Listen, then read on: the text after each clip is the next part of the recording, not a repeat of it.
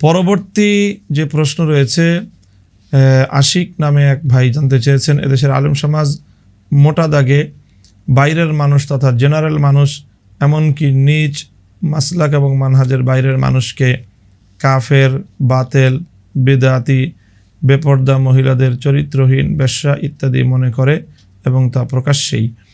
আপনারা ক্ষমতায় আসলে এই বিশাল সংখ্যক মানুষগুলোর কি হবে? এরা কি আপনাদের দেয়া পরিচয় বিচারের মুখোমুখি হবে নাকি ভিন্ন কোনো ভাবনা আছে?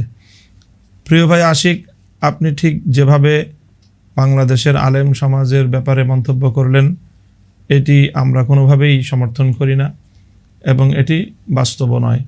হ্যাঁ, আলেম সমাজের মধ্যে কেউ কেউ এমন ঢালাওভাবে মানুষের ব্যাপারে বা কারো ব্যাপারে মন্তব্য করে থাকতে পারে, সেটি একান্তই তার ব্যক্তিগত দায়।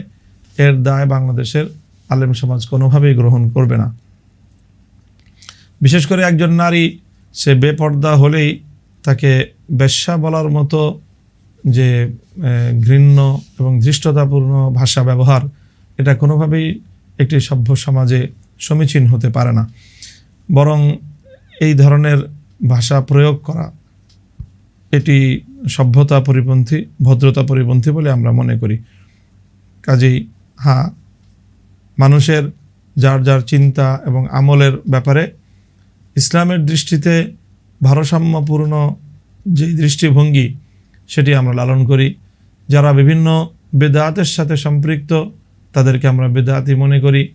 যারা সুস্পষ্ট কোনো কুফরি আকিদা বা কুফরি কার্যকলাপের সাথে সম্পৃক্ত তাদেরকেও আমরা তাদের কার্যকলাপ, তাদের বিশ্বাসের প্রেক্ষিতে আমরা তাদেরকে মূল্যায়ন করে থাকি।